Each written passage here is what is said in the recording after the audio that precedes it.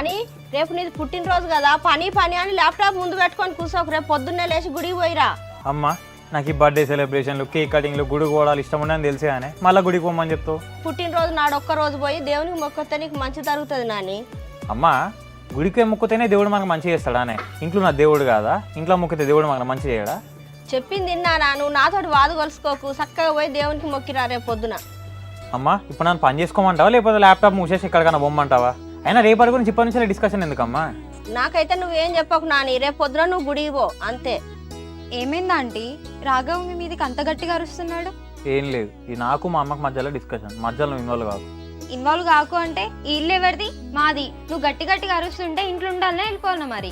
ఆ మాట నువ్వు కాదు మేము అనాలే. ఇట్లా నీకు మీ చెల్లికి ఎన్నిసార్లు గొడవలు కానీ మా ఇంట్లో ఎన్నిసార్లు ఇట్లా దూదులు పెట్టుకోలే చెవులలో. మా ఇల్లు మా ఇష్టం, మాకు నచ్చినట్టు మేము ఉంటాం.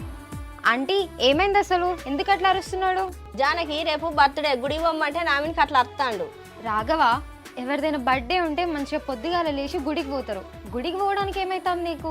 నాకు రేపు పొద్దున్న 8 గంటలకు లాగిన్, నా బర్త్డే రేపు నేను లాగిన్ కాను అంటే అక్కడ జీతం ఇస్తాడు ఊరుకోడు. పొద్దున్న 6 గంటల వరకు లేచి రెడీగా ఉండు, లేదనుకో బకెట్ నీళ్లు తీసుకొచ్చి మీద గుమ్మరిస్తా. హరి, ఒక నెంబర్ అవసరం ఉండి మన పాత ఫోన్ ఆన్ చేసిన, ఒకటే మెసేజ్ ఒకటే కాల్స్ వస్తున్నాయి, ఏంటిది? నీకేం చెప్పినా దివ్య, నేను ఆ ఫోన్ ఆన్ చేయకు, దాంట్లో సిమ్ తీసి అని చెప్పినా, మళ్ళీ ఎందుకు ఆన్ చేసినావు అది నువ్వు? అయ్యో హరి, నాకు ఒక నెంబర్ అవసరం ఉందని చెప్పేసి ఫోన్ ఆన్ చేసిన, అసలు నువ్వు చెప్పిన విషయమే మర్చిపోయినా. నీకు తలకే పని చేస్తున్నా దివ్య, నాకు అర్థం కాదు. దానికోసం ఫోన్ ఆన్ చేయాలా? నన్ను అడిగితే నెంబర్ ఇచ్చాను కదా. ఇప్పుడు నువ్వు ఫోన్ ఆన్ చేయడం వల్ల మనం ఎక్కడ లొకేషన్ మొత్తం ట్రాక్ అవుతుంది. సారీ హరి, ఇప్పుడు నాదే మిస్టేక్, ఏం చేద్దాం? ఇంకా చేసేది ఏముంది దివ్య, ఆ ఫోన్ సిమ్ తీసి మొత్తం డ్యామేజ్ చేసేద్దాం.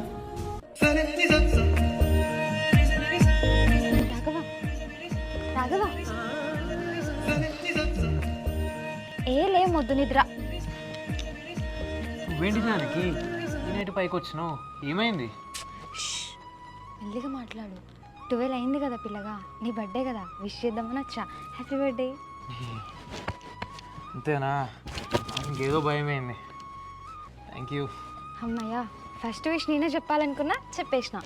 ఎవరైతే ఫోన్ చేయలే కదా విష్ చేయడానికి. నాకెవరు విష్ చేస్తుంది దానికి? ఉంటారు పక్షిని. ఇల్లు డీప్ స్లీప్లో ఉండే, అసలు నువ్వు వచ్చి నాకు విష్ చేస్తావు అంటేనే షాకింగ్ ఉన్నది. సరే కానీ రేపు పొద్దున్న 6-7 గంటల వరకు రెడీగా ఉంటే టెంపుల్కి పోదాం. ఈ గుళ్ళు గోపురాలు నాకు నచ్చావని తెలుసు కదా అవ్వ, ఇప్పుడు ఎందుకు ఇవన్నీ చెప్పు?